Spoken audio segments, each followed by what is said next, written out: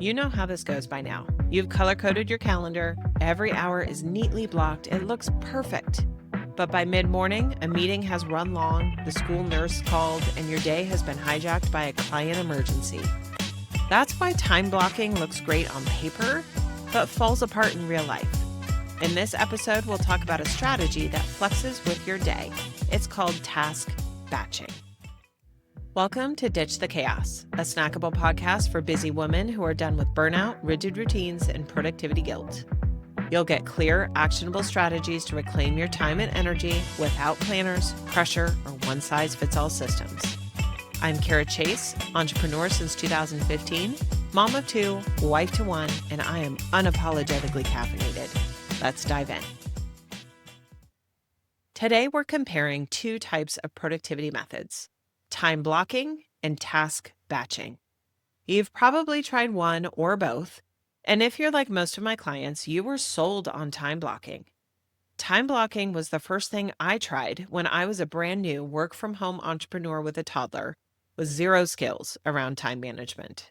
It sounds amazing in theory. You map out your day in beautiful little calendar blocks and voila, instant productivity.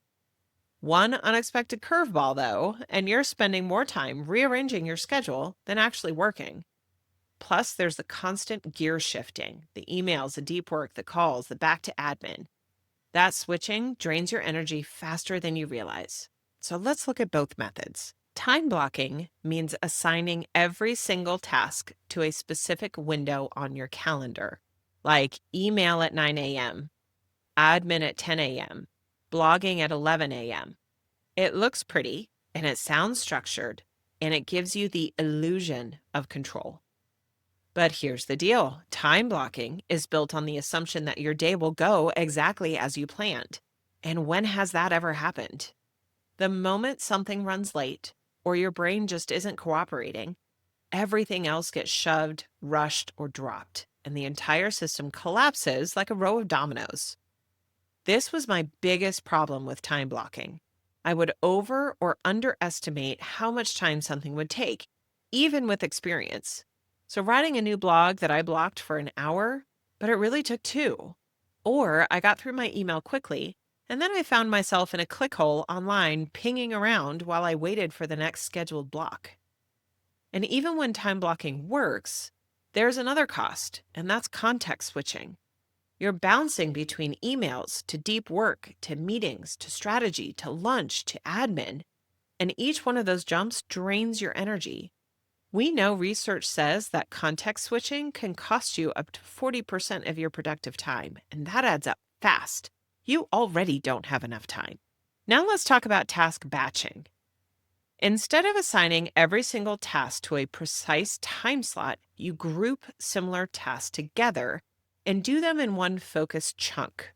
So one chunk of time for emails, one chunk of time for content creation, one chunk for client work. No constant gear shifting or fighting your brain to refocus.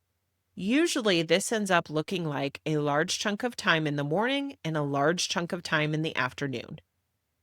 Batching works with how your brain actually functions, by keeping you in one mental lane at a time without multitasking.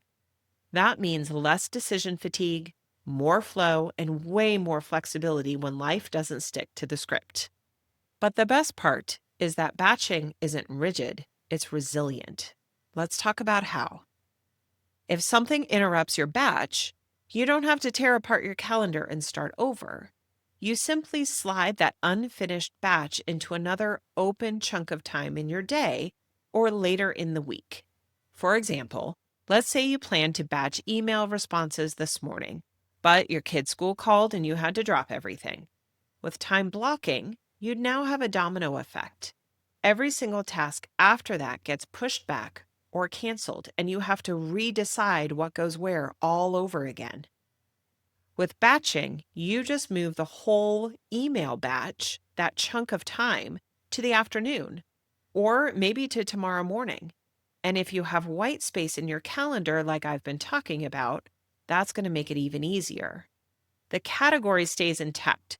You're not scattering half-finished tasks everywhere. The structure flexes, but it doesn't fall apart.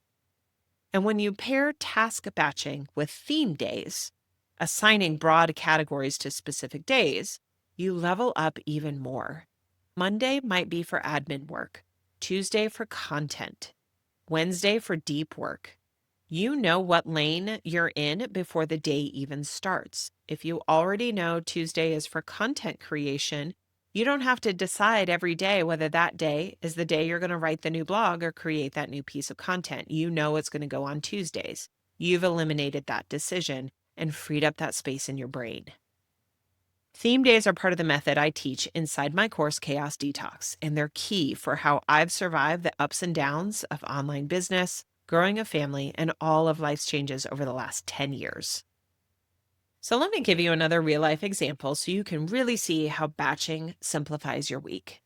Let's say you're a business owner and a mom, and your calendar is already packed, as they all are.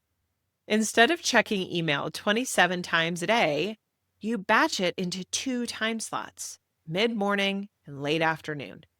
Instead of writing 1 Instagram caption a day, maybe you write 5 on Monday afternoon. Instead of letting meetings hijack every day, you batch them into Tuesday and Thursday, leaving Monday and Wednesday and maybe Friday open for deep, focused work. And yes, this works for home stuff too. Grocery runs and errands, batch them on Saturdays. Meal prep, batch it on Sundays. Appointments and self-care, stack them back to back in one day so you're not disrupting your flow all week. One of the biggest productivity shifts I had in my business was when I decided to hold all my client meetings on Tuesdays and Thursdays.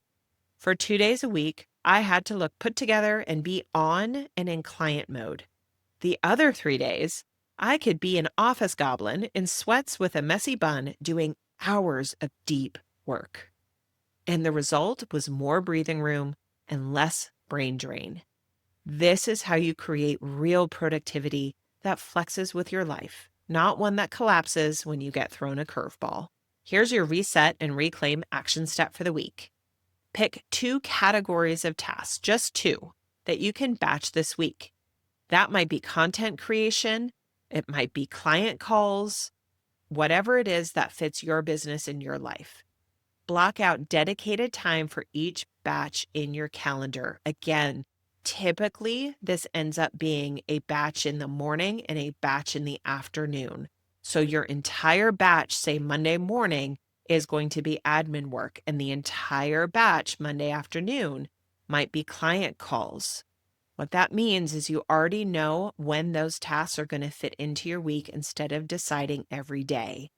When you have white space in your calendar, if things need to be adjusted, they can be shifted around instead of everything getting thrown back into the pot. Give this 1 week or even 2. Stick to it. Notice how much less chaotic your brain feels and how much smoother your day runs. Okay, here's what I want you to remember from this episode. Time blocking looks great on paper, but it's rigid, fragile, and built on the fantasy that nothing will go wrong. Task batching, on the other hand, is flexible, energy efficient, and designed to reduce context switching and mental clutter. When you group similar tasks together, you stay in one lane and don't multitask, and you give yourself space to adapt. You're not just being productive. You're protecting your time, your brain, and your well-being. And that is the kind of time management that sticks. Thanks for tuning in. Do you want me to answer one of your real-life productivity questions on the show? Something like, how do I create more time for myself when my calendar is so full? Head on over to carachase.com/insider or use the link in the show notes. Sign up for free and send me your question via email. Until next time, I'm Cara Chace, reminding you to keep questioning the rules and making your own.